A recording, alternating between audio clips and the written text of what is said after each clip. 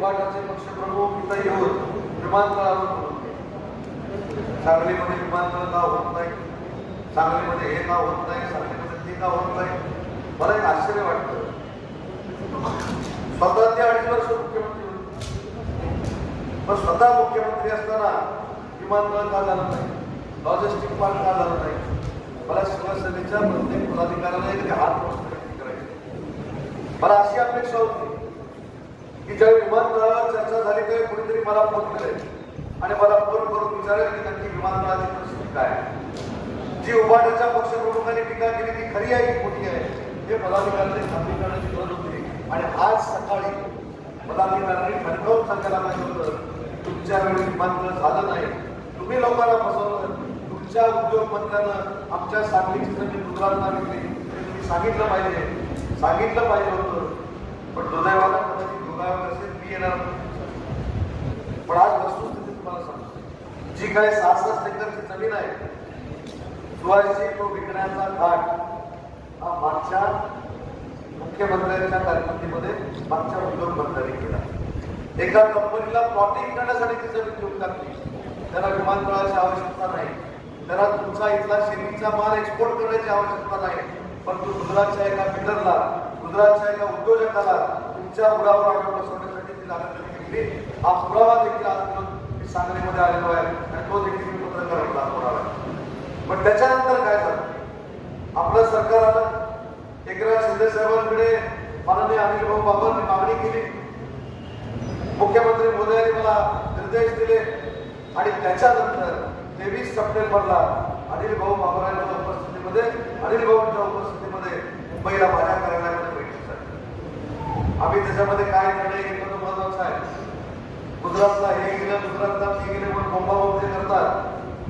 त्यांना आम्ही दाखवून दिलं की सांगलीची जमीन ही सांगलीकरांकडे झाली पाहिजे, गुजरातच्या माणसाकडे जाऊ शकतो. आम्ही त्या जागेचा जो काही व्यवहार होता जबाबदारीनुसार MIDCचा जरी मंत्री असतो सुभाषिनीच्यामध्ये व्यवहार झालेला होता.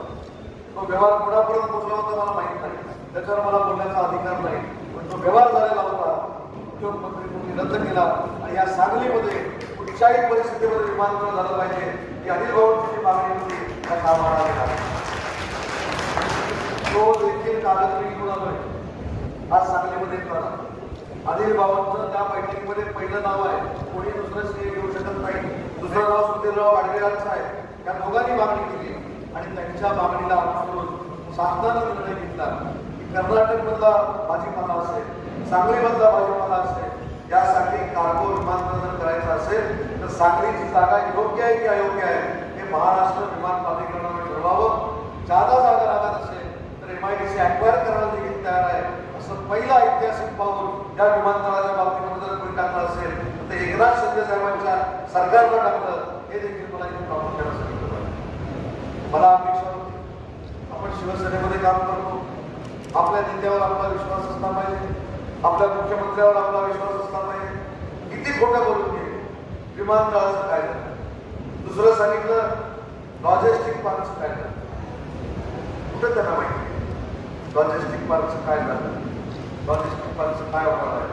आज शिवसेनेच्या पदाधिकाऱ्यांना प्रचाराचा मुद्दा म्हणून सांगतो, लॉजिस्टिक पार्क होण्याचा सकारात्मक निर्णय हा महाराष्ट्र सरकारने घेतलेला आहे आणि त्याचा प्रस्ताव केंद्र सरकारकडे गेलेला आहे.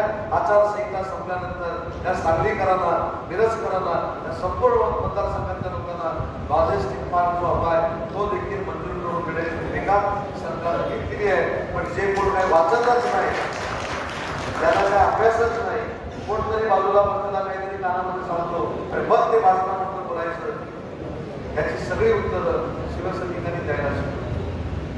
आज आपल्या महायुतीच्या समोर उमेदवार कोण आहे जरी जाहीर झाला असला तरी आपल्याला माहिती, जरी उभाटानं व्यासपीठावर जाहीर केला असला तरी उभाटाच्या कार्यकर्त्यांना देखील खात्री नाही की जाहीर केलेला उमेदवार हाच कदाचित लोकसभेचा उमेदवार असणार.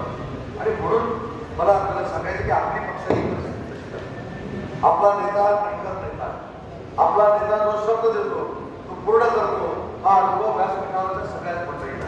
आणि म्हणून मला वाटतं ABP माझा, उघडा डोळे बघा नीट.